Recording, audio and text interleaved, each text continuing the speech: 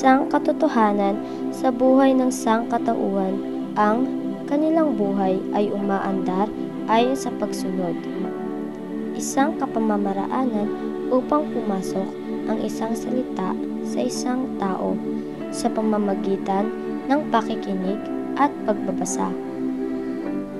Bilang isang Kristiyano ay marapat lamang na piliin natin ang mga salitang ating nakikita at naririnig.